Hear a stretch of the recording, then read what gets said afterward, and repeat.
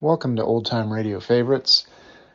Today I'm going to have the first story from an excellent series called Suspense, which was on CBS, I believe, from 1940 all the way up to 1962, which is very late for any of the radio dramas.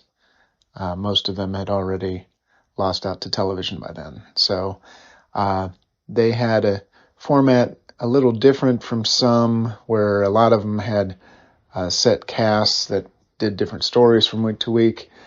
Suspense normally had a guest star from Hollywood, and it varied, so they always had different people doing the shows. So this one is from May. It's actually a two-parter, May 18th and 25th of 1944, called Donovan's Brain. It stars Orson Welles in yet another creepy story, but very well done. And this is based on a sci-fi novel from the early 40s that I believe was made into like 3 different movies. But this is an excellent version. Suspense in 2 parts, Donovan's Brain.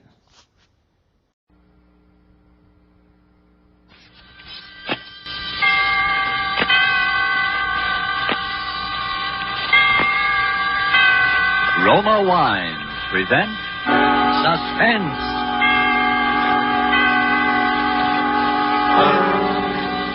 Roma Wines, made in California for enjoyment throughout the world. Salud. Your health, senor.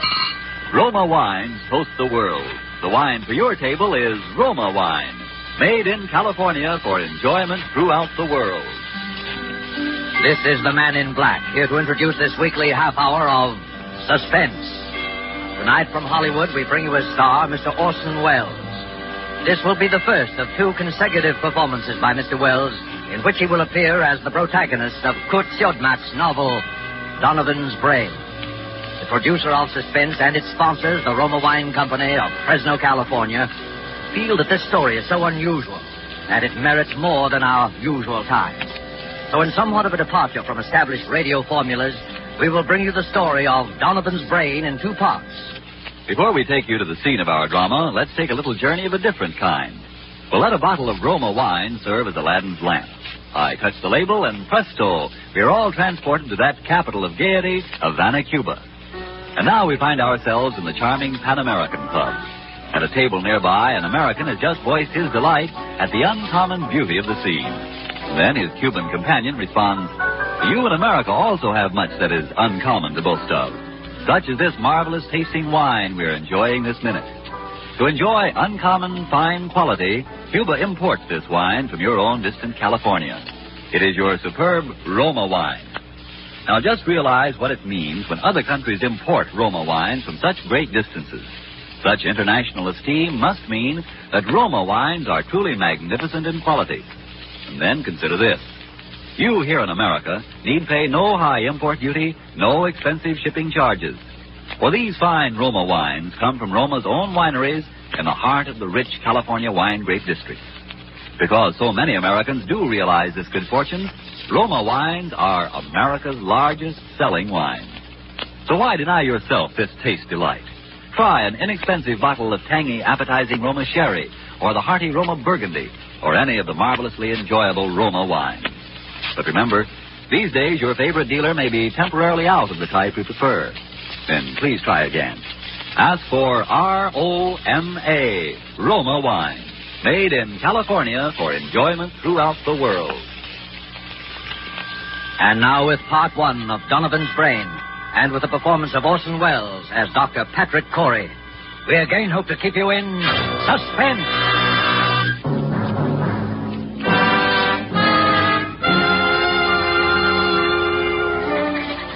As I sit now outside my laboratory door, writing under the heading Experiment 87, this final entry in my casebook, I know that these are the last words I shall ever write upon this earth.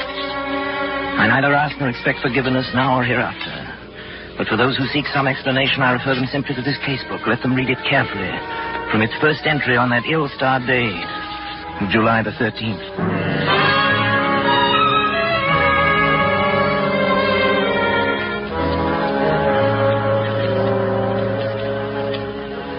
July 13th. Today I bought a small capuchin monkey from an organ grinder. The animal trembled with fear when I took it into my laboratory, and when I tried to pet it, it bit me. I had to make it trust me completely. Fear causes an excess secretion of adrenaline, resulting in an abnormal condition of the bloodstream, which would throw off my observations. So I fed it, and finally the creature voluntarily crept up into my arms, uttering little whimpers of content.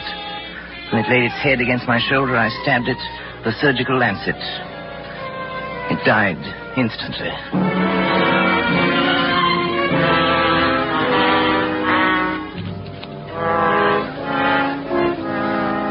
Well, David, what do you think of it? Well, it's pretty amazing, all right. See what I've done, don't you? I think so. You think so? Good Lord, don't you know? Well, after all that, I'm only a second-year medical I know, but what if I was a second-year student? Who is it? It's me, Janet. Come in, darling. Patrick, Dr. Schwartz is here to see you. Oh, come on in, Doctor. You know our son David, of course. Yes, of course. How are you, my boy? Fine, thanks, Doctor. Well, Patrick, hard at it as usual, I see. Patrick, you didn't eat the lunch I sent in to you. Well, what is it this time, Patrick? A brain. What? A monkey's brain. Oh, What about the brain, Patrick? I've been trying to see how long I can keep the tissue alive. Oh, is that it in that jar? Oh, there's considerably more to it than just a jar, though. Want to see how it works? is it still alive? In a way, yes. It's a fairly simple device, actually, Doctor. Variation on Corell's mechanical heart. The brain lies in the bath of blood serum. These rubber arteries are fixed to the vertebral and internal carotid arteries of the brain. The blood substance is forced through the cycle of Willis, feeds the tissue. Over here, I've installed a small rotary pump that forces the blood circulation, you see? But how do you know it's alive? It's very easy to determine. The brain, when functioning, gives off infinitesimal electrical impulses. They can be measured. As a matter of fact, I've hooked the encephalograph up to a small amplifying system. The brain impulses can actually be heard. Here, I'll turn it on. See?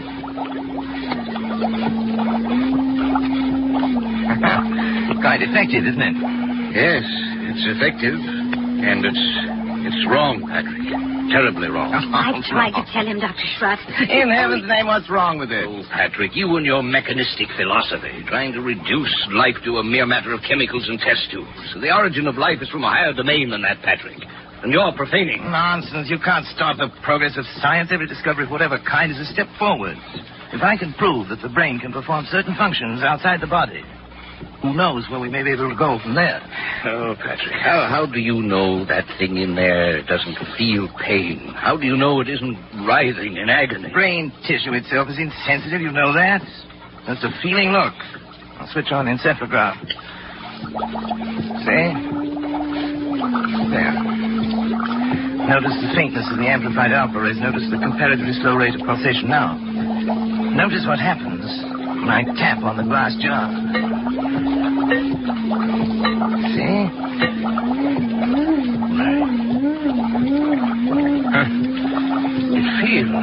It thinks. I wouldn't go so far as to say that, but it certainly shows marked reaction to an external stimulus. I wouldn't have believed it possible. The trouble with you, Trot, is that you don't really believe in science. Have it your own way, Patrick.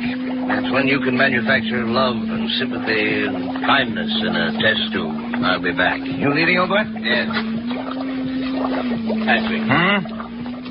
Do me a favor, Patrick. Shut off the pump and let that poor thing in there die. Let it die? Huh. If it were within my power to grant that, little brain would live forever.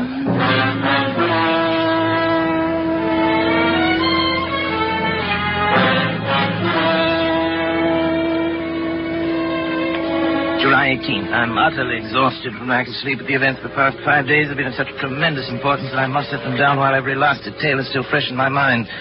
I've had no time to make an entry in this record since that day last week. It seems a month ago now when I had my first partial success with the brain of the capuchin monkey. At that time, however, it seemed that I was doomed to disappointment. In spite of all my efforts, the brain of the monkey ceased to live at 12:14 that night.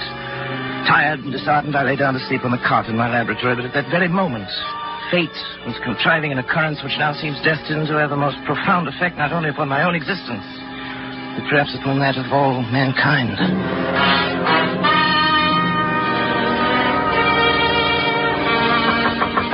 Hello? Hi, what is it? Dad! Oh, David. Come in. What's the matter? It's Dr. Schwartz. There's been an accident or something. He's pretty upset. All right, I'll come. Oh, Patrick. Patrick, thank heavens, my boy. the matter, boy? There's been a plane crash on the mountain. Only one of them was left alive, and I've brought him this far, but he needs an immediate operation. Charlie, that's your job. You're county physician. Patrick, it's multiple fractures of both legs. The arteries are severed, and the legs will have to be amputated. Huh? You're not in any shape to do the job. Well, that's not my fault. Take him to the Phoenix Hospital. I'm not going to take responsibility. It's too far. We'd never get there in time. Patrick, please. It may mean a man's life, and your job as county physician. No, I'm not thinking of that, but it's an important man. William H. Donovan. Donovan? The Wall Street Donovan? Yes. You've got to help me, Patrick.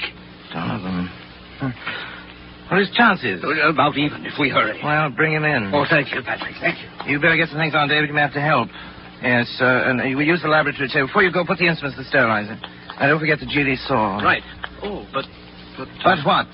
I thought the GD saw was only used for brain surgery.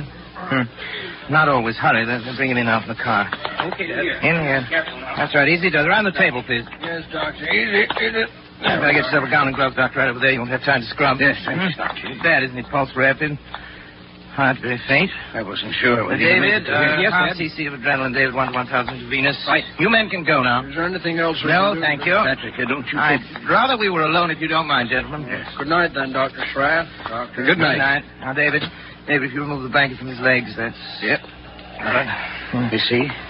Fortunately, a forest ranger got to him right after the crash. Had sense enough to put a tourniquet on each leg. Even so, yeah.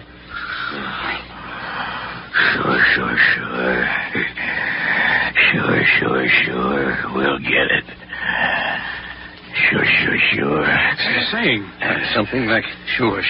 He said it over and over. I hadn't realized he was deformed. It doesn't show as much in his pictures. Patrick, don't you think we ought to begin? No, there's no use amputating those legs. No use. He'll be dead anyway by morning. Oh, won't he? Suppose you're right, Patrick. You know I'm right. But still, we ought to try. We can't refuse to operate. We are going to operate. Syringe, please, David, the large one. Here you are, Dad. Spinal anesthetic. You give it Dr. Schratt. Right. Scalpel, please, David. Scalpel and the GD saw. GD saw? Patrick. Well... No, Patrick, I won't let you. After your performance tonight? Well, but Patrick, he's still alive. Precisely. My mistake with the monkey was that he was dead. I don't intend to make that mistake again. Come on, David, the scalpel. Are you out of your mind? You're taking a man's life. I'm giving him life. Donovan would die anyway. But for a while at least, Donovan's brain will live.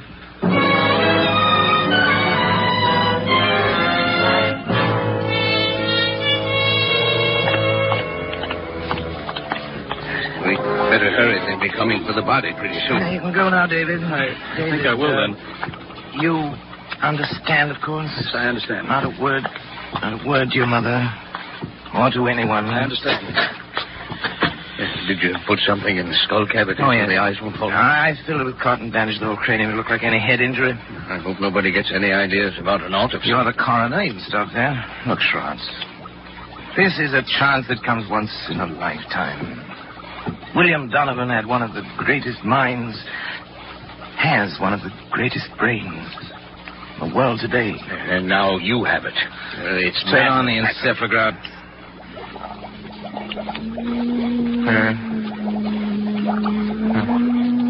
Simple Alpha-wave, of course. No different from the monkeys. You can't take a human brain out of its body and expect it to function. I suppose not, but... Schratt, did it ever occur to you that the brain might simply be asleep? Sleep? Certainly. An operation like that is a severe shock. Tap on the glass.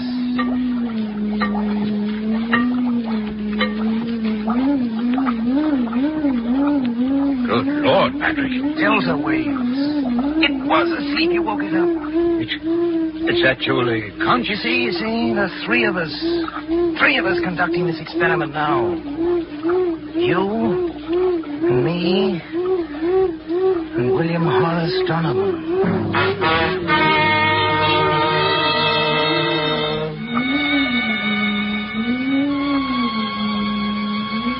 July 25th, I moved my bed into the laboratory, but I've scarcely slept in 6 days. There's no longer any doubt that the brain responds like a sensitive seismograph to the vibrations near it, including the sound of my voice. Yet I found no method of communication with it. I've devised a simplified Morse code consisting of taps on the glass container, together with voice vibrations. Perhaps I can teach the brain.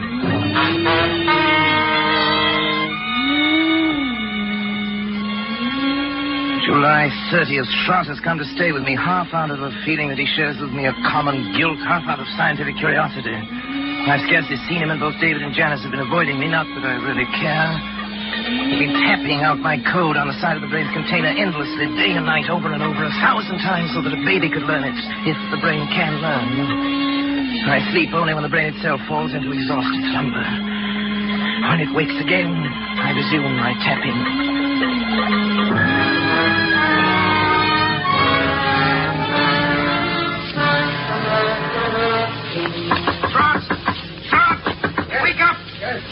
Come on. Get up, hurry. Come on, I want to show you Something the matter? Yes, old boy, I want to show you something. Patrick, you look like a ghost. Where are we going? Back to the laboratory. I can't believe it myself. I may be dreaming delirium. What's happening? Come on. You hear that?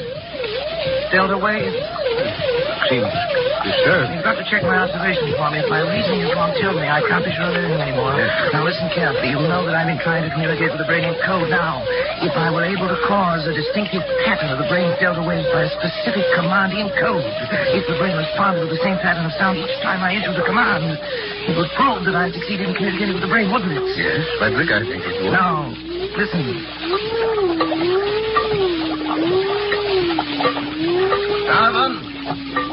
Donovan, if you understand, think 3 times of the word talk. 3 times. Talk. Talk. Talk.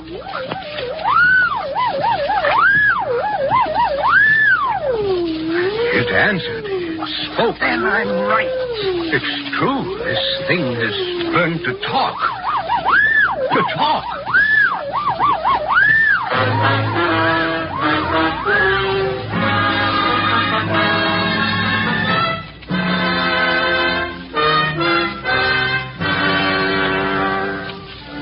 July 31st.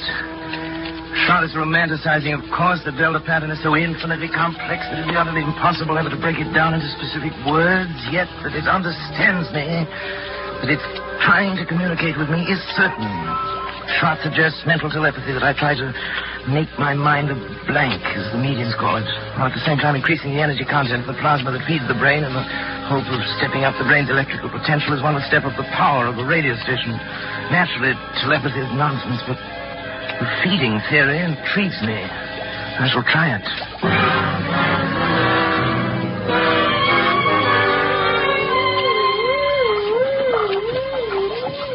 August 12th.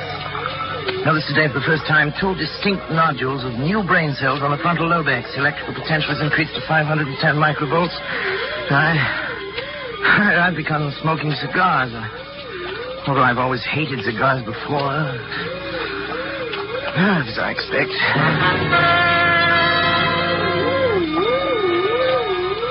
August 22nd, nodules still growing. Electrical potential 1450. There's no observable results. Lately felt a compelling urge to know more of Donovan's life and have collected every available scrap of information about him. A strange man he was. Strange, ruthless, actually evil in many ways, but nonetheless an extraordinarily brilliant mind.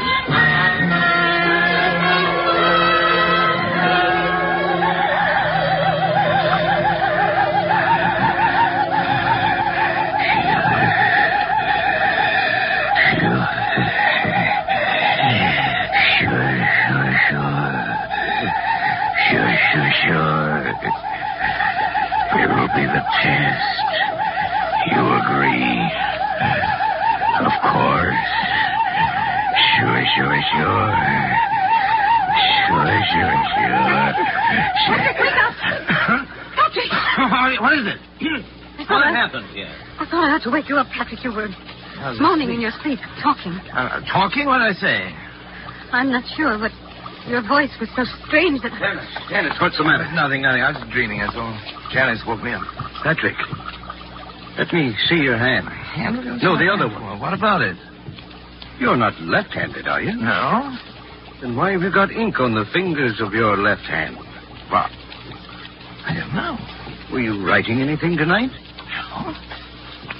You must have been, Patrick. Here it is, right here on your desk. Nonsense. Wait, let me see it. Oh, you've been writing his name. William H. Donovan. H. Donovan. Schrott, that's not my handwriting. It's What? Don't you see what it means? The brain has communicated with me. Patrick, you don't... Look here. Look at this magazine article. Here's a reproduction of his signature. And he was left-handed, too. It says so here. Why, it is. It is exactly the What same. a fool I've been. Look at this picture smoking a cigar. With his left hand. I wondered why I suddenly started smoking cigars. The same brand, too. Janice. Try to remember what you heard me saying just before you woke me up. Come on, Janice. Think. Patrick, I can't believe... Think, Janice. All I heard was something like... Sure. Sure. Of course. Don't you remember, Schrott? He said it that night. It was the only thing we ever heard him say. It was an expression of his. It tells about that in one of the articles, too. Yes, there it is. It wasn't your voice. In my voice, you see, the brain has grown. And it's strong enough to influence not only the higher functions of the frontal lobe, but the speech centers, the motor centers of another brain. Patrick, if this is true, then your experiment has been successful. It's ended. Ended? Oh, it's only begun. Patrick. Don't you see what this means? Patrick, listen to me. Oh, what, Janice? What? You've got to stop. Stop. I can't stand it any longer. Can't you see where it's led you? When you cut yourself off from your family, when you neglected your health, began having fits of temper, and were like someone I hardly recognize as the man I married. All that I tried to understand. But don't you see what you've done? You are a murderer, Patrick, a murderer. Janice, David darling. told me the whole thing. That poor boy's half insane himself from worry. Say, what do you mean by that? What I say. You killed Donovan. Maybe he wouldn't have lived anyway. But you killed him. And now this thing has gained such power over your mind that it can make you do things you don't even know about. For all you know, it could make you do anything. Anything. You've got to choose, Patrick. Oh, Janice, please.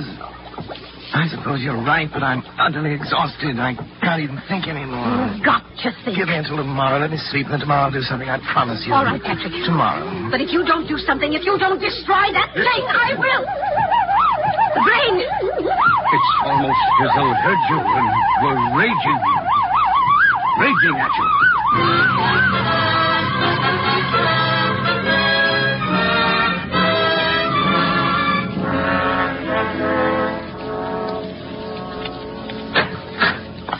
This way, please, Dr. Come on, darling. But, Patrick, why are we going in here? A psychiatric clinic? I told you I'd do something, Janice. I've got an idea. You mean you're having yourself psychoanalyzed? Well, something like that? Something like that. I'll tell you about it later. First, I want you to talk to this man alone. Dr. Zanger, this is Dr. Corey. Oh, how do you do, Dr. Corey? How do you I've heard do, something Dr. of Zanger? your work. Oh, yes. And this is Mrs. Corey. Of course, excuse me. I'm happy to meet you, Mrs. Corey. Thank you, Doctor. Won't you come in tomorrow? I will certainly. Janice, would you mind, darling, waiting in the reception room? I'll be out just a moment. Thank you. Why, certainly, dear. In here, please, Doctor. Very well. Well, Doctor, she seems quite normal. I'd expected from what you told me on the telephone. I know. I can assure you, I hate to tell you this, but, Doctor, she's quite insane. I see. Yes, paranoia. She's always been, jealous of my work. And, well, last little while she's got a delusion that she thinks I've made some kind of a monster up in my laboratory that controls my mind and then controls my actions. So I'm putting her completely in your hands. Oh, well, it's of course a little unusual, but since you are yourself a medical man... That's right. You definitely wish to commit her then, huh? Yes. You have the papers. Oh, yeah. Here you are. Just your signature will be enough, though. There you are. You let me know about everything, won't you? Oh, naturally, Doctor. We keep you informed. Thank you. Well, goodbye then, Dr. Corey. We'll do what we can. Oh, right. Patrick? Mrs. Corey is staying with us, Miss Wilcox. Yes, Dr. Zane. Patrick? Come back! Patrick! Oh, it's all right, Mrs. Corey. Just come with me, please. Patrick! No. Where are you going? Let me go! Let me go! Well, Dr. Corey? Yes? Oh, about the bill, how do you wish it to be handled? The bill? The bill? Sure. I'll take care of it by the week. The checks will be signed William H. Donovan. Sure.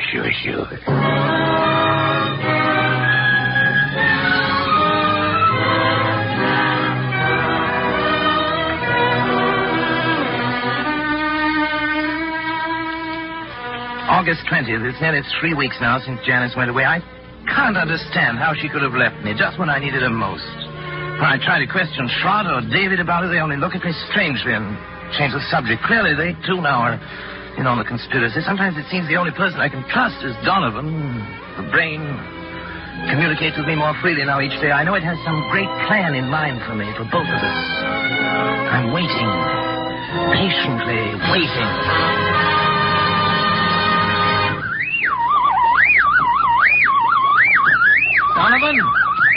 Donovan, I'm listening, Donovan. Don't be angry, Donovan. I'm trying to understand. I'm listening, Donovan. I'm listening.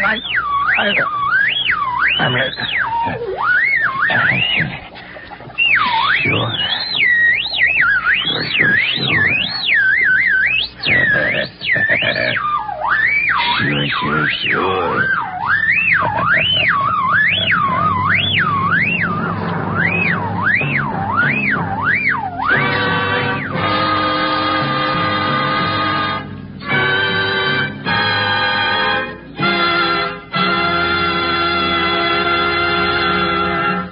And so closes Donovan's Brain, Part 1, the first of 2 half-hour presentations of Kurt Siodmak's story, presenting Orson Welles as star of Suspense. Suspense is produced and directed by William Spear. We sincerely hope you enjoyed the performance of Orson Welles and that of the whole cast tonight in our Roma Suspense play. The Roma Wine Company would like to express its thanks for the many letters of appreciation from listeners which we are constantly receiving, saying how much you enjoy these broadcasts. And here's a thought. To discover the enjoyment these suspense programs offer, you first had to sample one. And so you must first sample one of the many delicious Roma wines to discover for yourself their wonderful taste and quality, the excellence that makes Roma America's largest selling wines. You'll discover, as of other millions before you, that Roma wines are super quality, are super tasty, and are super easy on your pocketbook, too, costing only pennies a glass. Be sure you get R-O-M-A, Roma wines, made in California for enjoyment throughout the world. The greatest and most profitable investment you can make in your country's future is to buy war bonds. Suspense. Presented by Roma Wines, R-O-M-A, made in California for enjoyment throughout the world.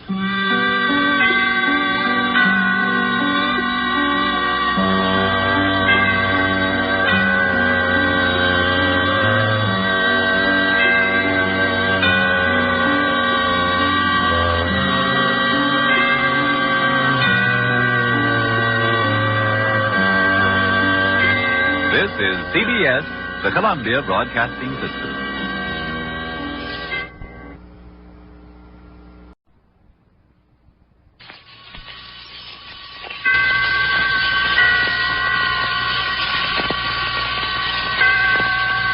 Roma Wines present Suspense.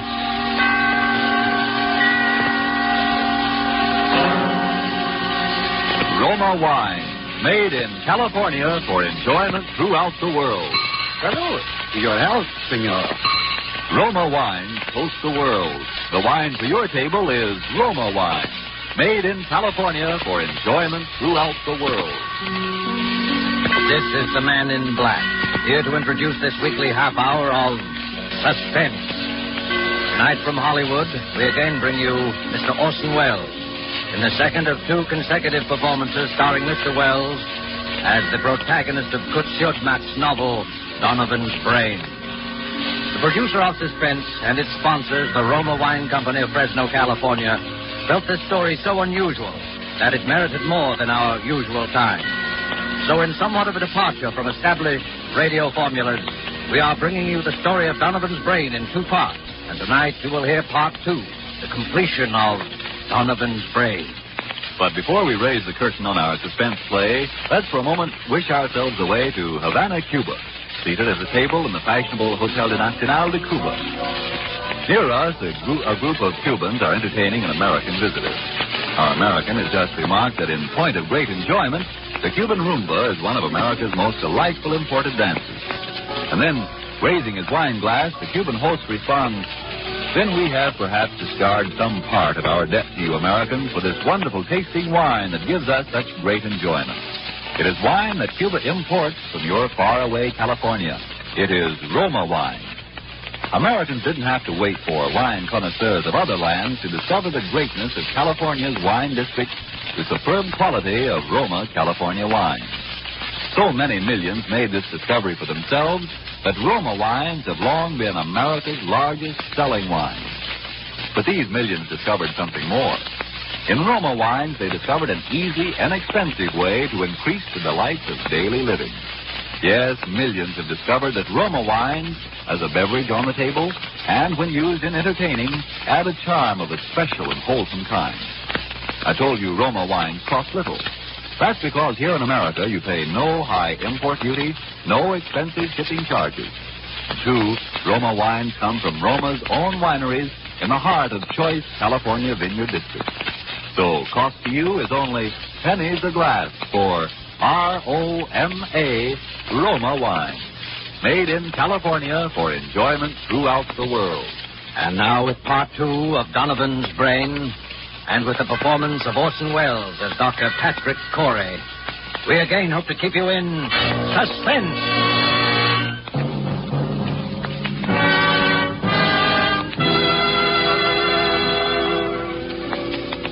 As I sit now outside my laboratory door writing, under the heading Experiment 87, this final entry in my casebook, I know that these are the last words I shall ever write upon this earth. For those who seek some explanation, I refer them simply to this casebook. Let them read it carefully. Perhaps they may then in some measure understand, if not condone, the awful circumstances under which I have been driven to the most appalling crime against God and nature that it has ever been the fate of mortal man to perpetrate.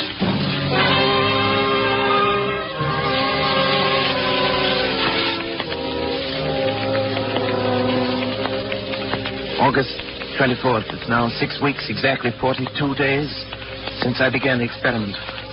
For 6 weeks, by artificial means alone, I have kept alive a human brain, completely detached from the body, floating in a bath of serum, nourished by a synthetic blood plasma fed through its arteries by an electric pump. It has remained alive. Not only alive, but I have succeeded in communicating with it. So I've even induced new growth of brain cells and so tremendously increased its mental faculties that by sheer brain power alone, it has actually been able to communicate its thoughts to me. And each day, my communion with that living, pulsing mass of gray matter that was the brain of William Donovan becomes stronger and stronger. Even now, I sense it striving to reveal some plan to me, something so truly world-shaking in its implications that only such an organism, developed to a point thousands of years ahead of its time, could ever have conceived it. So far, I sense this only, but soon I shall know. Indeed, I shall be partner in its execution. What a fool I was ever to have considered for a moment my wife's demand that I end the experiment. It's because I refused, of course, that Janice left me a week ago without so much as a word of explanation or farewell. Even my son David and my assistant Schrott are privy to this conspiracy to thwart me, for when I ask about Janice, they pretend to know nothing or seek to avoid my questions. But the brain will live. Yes. I can hear it now. This delta wave quite audible over the amplifying system I've arranged for it. Almost as though it were calling to me. Trying to speak to me. The brain will live.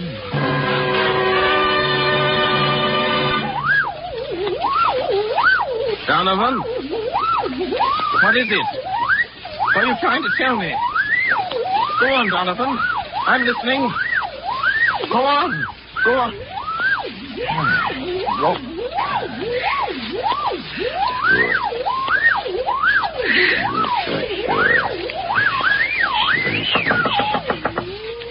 Who is it? What do you want? I have no time to talk. I'm busy. I'm sorry. Go away, I tell you. I'm busy. Please, can't you two leave me alone? All right. What is it? What is it? Patrick, won't you come into the study with us for a few minutes? What have you got to say to right here? You know I can't leave the laboratory. Dad, it's only that we wanted to talk to you in private. You don't tell me that you're afraid of this poor mass of brain cells yet? It's not that, Dad, but Never mind it. At least turn that thing off then, will you, Patrick? What difference would it make? Could still hear, couldn't it? Well, what is it then? Well, it's about Mother. So, she put you up to this, did she? I thought the truth would come out sometime. Dad, listen. She's trying to stop this experiment from the beginning. She thought she could blackmail me into quitting by leaving me, and she still does. Now she's using you as a go-between. That's true. Listen a minute, won't you? We haven't heard a word from Janice. We don't even know where she is. That's what we've come to talk to you about. Oh, have you? Well, how could I know where she is? Well, because you were the last person seen with her, Dad. I was. Don't you remember, Patrick? You took her into town with you. You wouldn't tell any of us why. Yes, of course. The more I've forgotten, but what of it? Well, don't you remember what happened then? Of course I remember. She left me, that's all. Where, Dad? Where did she leave you? Well, What were you doing? I don't know. We were in some big public building, City Hall, courthouse, taxis, or something. Next thing I knew, she'd simply disappeared. Is that all? Didn't she say anything? Didn't she at least tell you why she was going? I remember what she said. It's been a week or more. I've hardly slept. You know, I've been working night and day. Yes, that's just it. What do you mean by that? Patrick, you say this. The brain communicates with you. Tells you things about its past life. Suggests thoughts. Yes, Well, if the brain can make you think of things, mightn't it also be able to make you forget things? You're out of your mind. Dad, are you sure? Are you sure you don't know what's happened to Mother? No, I tell you, no, I don't Patrick, know. don't you see what you might have done? What? Stop now while there's still time. Get out of here. While there's still time to help Janice, if there is. While there's still time to help yourself. Shut off the current. Let the brain die. Kill it, Patrick. Kill it. Get out, both of you. Get out. Get out.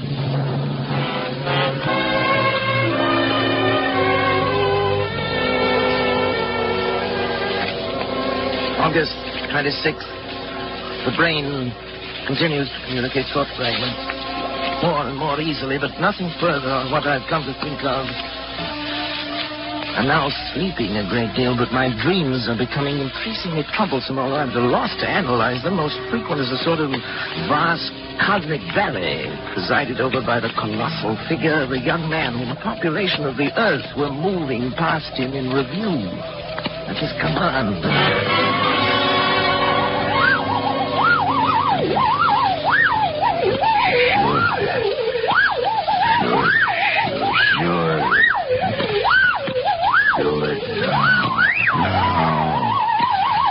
Sure now. Help me, someone! Trot! Let go! David! That's Never mind now. Here, help me with Trot. He's fainted. No, David, don't let him. all right now. Here's a glass of water. What's the matter? You're trembling all over. You're looking at me that way for you. Look how frightened out to death. Dad, you... What happened here? Anyway, I came and found you on the floor with your hands around your own throat. That had been for me. Why's your luggage all packed? I was going to leave. Leave in the middle of the night? Why? Because Whose box has been opened? It was you, Trot. You were going to shut off the current. You were going to kill the brain. Patrick, you tried to strangle me. What? It's true, Dad. That's why I had to slap you. But that's absurd. I came in here and found Trot with his hands around his own throat. He was strangling himself. Dad, please think a minute. Nobody can strangle himself. Look at these marks on my throat. No. Do you think I could have done that? Well, it's not possible, and yet... It's true, Patrick, that I tried to shut off the current. I was afraid for you. But as I opened the fuse box, I heard the delta waves in the laboratory suddenly become stronger and louder than they'd ever been before. And then... And I? Yes. And the brain mill? Yeah, you even spoke in Donovan's voice. That voice, his That recurring phrase of his. Sure. And his very tones, his very accent. Sure. You've created a monster, Patrick. It has the power to make me commit murder. The brain must die. Pull the switch in the fuse box, Patrick. It will only be a matter of seconds, Yes. and then... Yes, But You've got to, Patrick. Shrot, David, help me. I can't move. Come in. Pull the switch, honey. Shrot, David, go on. You too? It's paralyzed, Patrick. Huh? The brain won't let itself be killed. Then it has the power to live on. And on. To command us as long as we live. To make us do anything it wants. To kill. Murder. Ed, what are we going to do? Listen. Brain. It's laughing.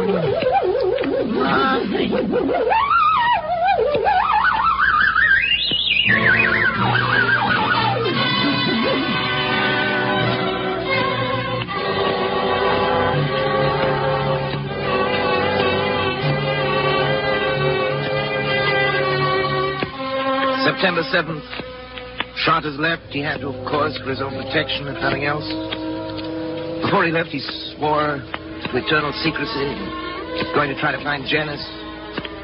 The very thought that any harm might come to her through me is enough to drive me almost mad. As for David, although he's strong enough to prevent any untoward accidents, I don't know. He's volunteered to stay with me. He'll sleep at night behind locked doors.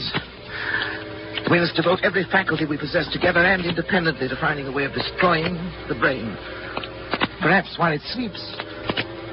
It seems to have developed tremendous powers of the subconscious which operate even in sleep. The recurring dream, the now oppressive sense of some further task to be performed continues. If Janice were only here, even her presence, I know, would help immeasurably to combat this fearful thing. Terrible thought crosses my mind.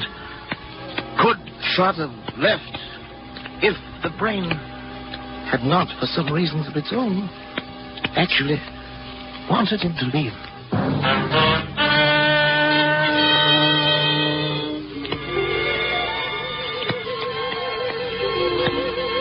September 10th. My thoughts are less and less my own. The dream of the young giant bestriding the earth, the figure without a face, pursues me now, even in my waking hours. Increasingly, I seem to live in a world of evil fantasy, peopled and controlled by the mind of William Donovan.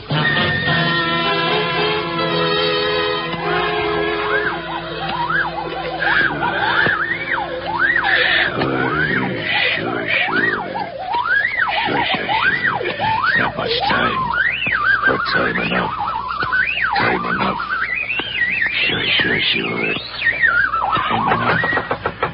Sure. Hello? Who is it? Patrick? Oh, Janice. My God. Janice. Hello, Patrick. Sweetheart. Darling. How are you, Patrick? Oh, I'm well enough. But Janice, where have you been? Where have I been? You have no idea. I've been half crazy worrying about you. Did Shrot finally find you? Yes. Shrot found me. Janice, why did you leave me that day? Why didn't you at least tell me? Where did you go, darling? I was with friends. Well, did Shrot tell you anything? No, nothing special. Well, Janice, I know I haven't been a very good husband these last months. I haven't been very kind or very considerate or even civilized. I haven't been myself, Janice. I know, Patrick. My poor darling. If you'd only known how I missed you after you left, how I needed you. I need your help, Janice. I know, Patrick. Help. I came back to help you. But what? David? He's asleep in the next room. That is, lately he's tried to make it a point to sleep only when I didn't. Trying to keep an eye on things. Patrick, I'm going to help you. All I can. Any way I can. But first, I want to take David away. David? Why? Because I don't think it's good for him to be here. No? I don't think that you... Patrick, I didn't want to torment you. It's only that perhaps we can find a way if we know all the facts.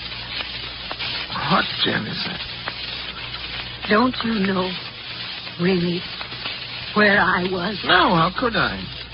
Don't you remember where you took me? Where I took you? You took me to a psychiatric clinic. You had me committed to a madhouse. Janice. No, not you. Donovan. Donovan. It was because I tried to make you stop the experiment. Yes. Kill the brain.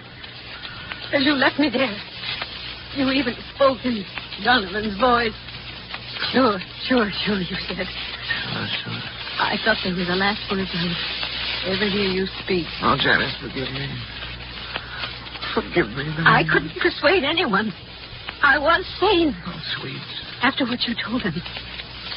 Everything I said only made him think I was mad. I'm not mad. Am I, Patrick? I'm not mad. Am I?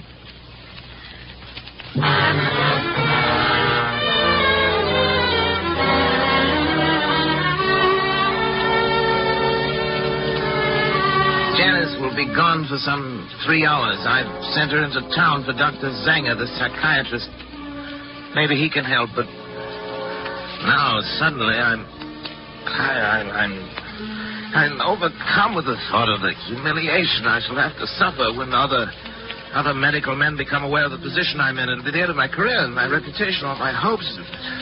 Folly to think that Zanger would keep it to himself. Indeed, he'd have no right to. I can bear it if I must, but another way, a possibility occurs to me, and I've been thinking it over.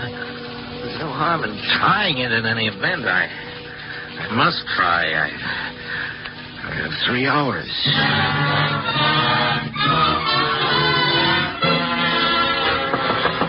David? Yes, sir? David, what's your blood type? Do you know your blood type? Matter of fact, I don't think I do. Why? No matter. We can easily find out. David, I think at last I know a way. To kill the brain? It's simple. It's perfectly natural. Yet 9 chances out of 10 it's something Donovan had never known about. I'll do it myself. Unfortunately, my blood type and his are... they're the same.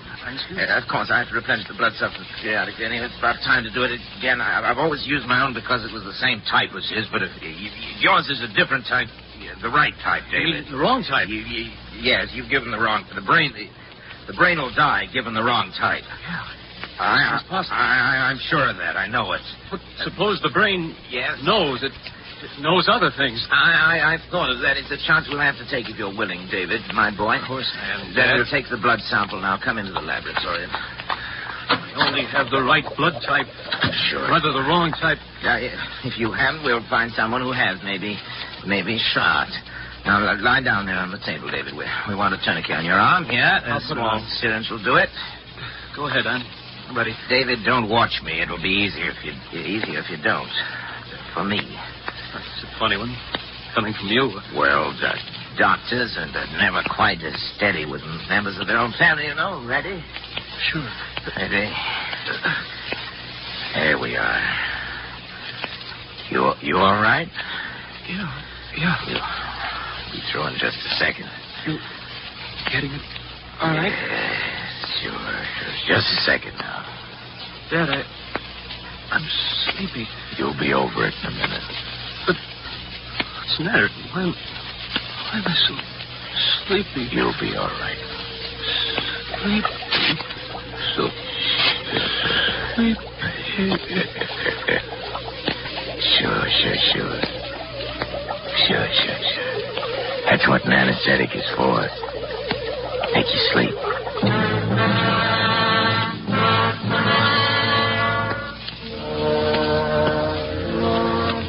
I was somewhat surprised to find the instruments sterilized, already laid out, but I worked more rapidly and skillfully than ever before in my life, I think.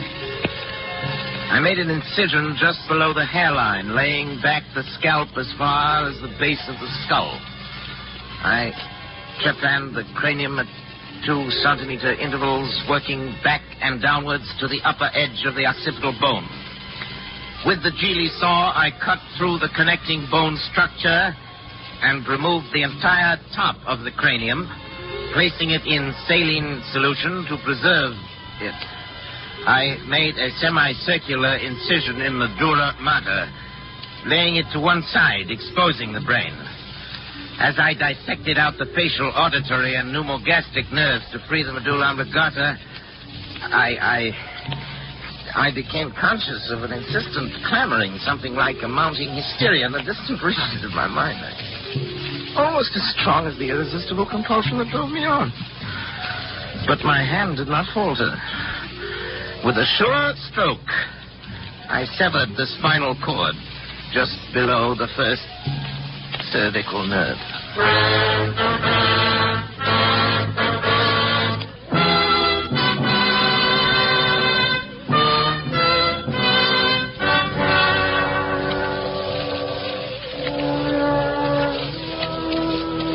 As I make this last entry with that awful guilt on my soul, even now I cannot fully comprehend how it has been possible for any man, by mortal or immortal means, to be driven to such a crime.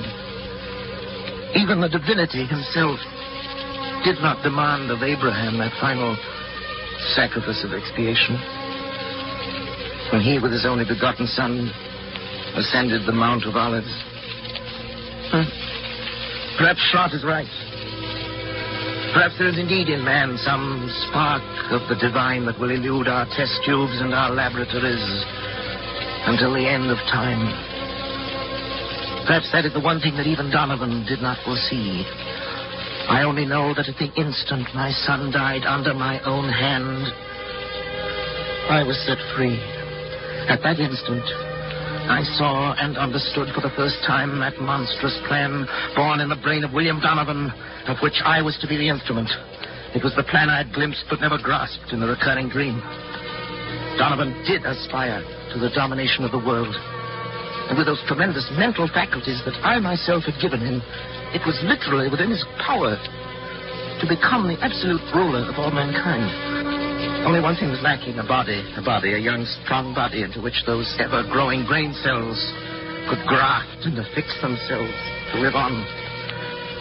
And on, perhaps, for centuries. He chose the body of my son, and now... my son... At last, too late.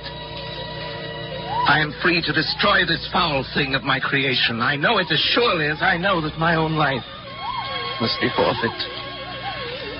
And the brain also knows. I can hear the disturbed, erratic oscillations of the delta waves coming through the laboratory door. But there's no room left in me now for fear. I shall take the 6 steps from the desk where I'm writing this across to the laboratory door. How often I've taken them in happier times. I shall open the door, close it behind me for the last time, and write finis to the mortal life of Patrick Arthur Corey and the brain of William Horace Donovan. May others learn from the record I leave here the lessons I've learned so bitterly and profit by them. And for the things that I have done, may God have mercy on my soul.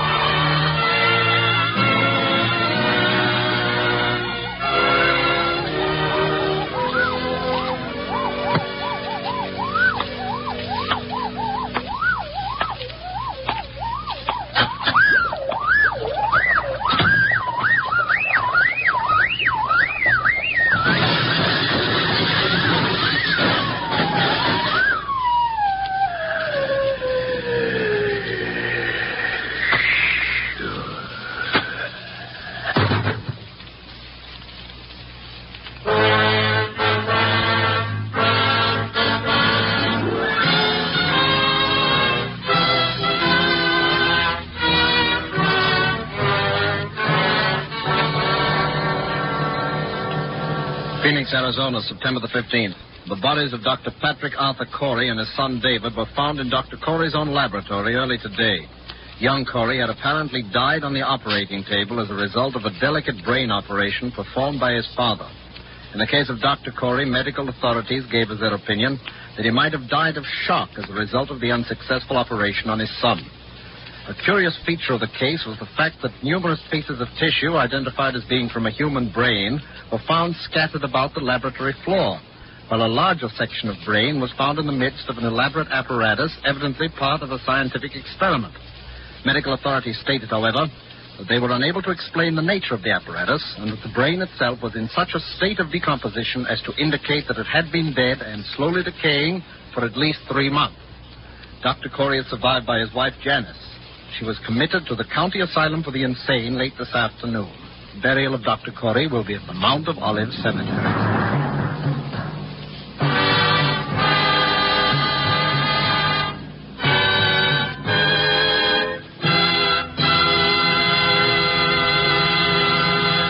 And so closes Donovan's Brain, Part 2. The completion of 2 half-hour presentations of Kurt Siodmak's story presenting Orson Welles as star of Suspense. Suspense is produced and directed by William Spear. Did you know that these Roma Wine suspense dramas are setting a record for the millions of delighted listeners they are attracting? We want you to feel that by tuning in the Suspense program every week, you can count on real radio enjoyment. Well, in even more dramatic style, the popularity of Roma Wines is also record-breaking, because Roma Wines are by far America's largest selling wines. Millions make sure of great wine enjoyment simply by asking for Roma Wine. Here's something else these millions have discovered. You don't need fancy glassware or a special occasion to enjoy these zestful, taste-delighting Roma California wines. Roma Wines possess lip-smacking flavor and zest because they come from Roma Wine's own wineries, right in the heart of the magnificent California wine grape districts. And you can enjoy them as a daily delight, because the cost is only pennies a glass. Ask for R-O-M-A, Roma Wine, made in California for enjoyment throughout the world. This is Orson Welles.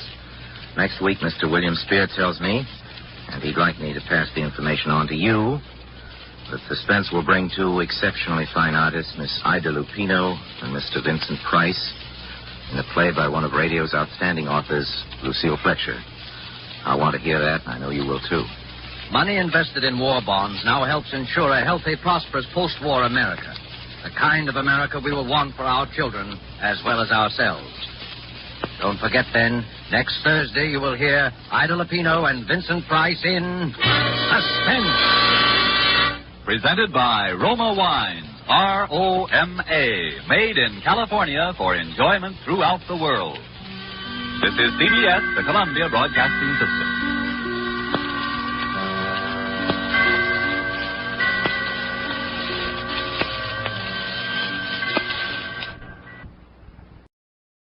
Okay, hope you liked it.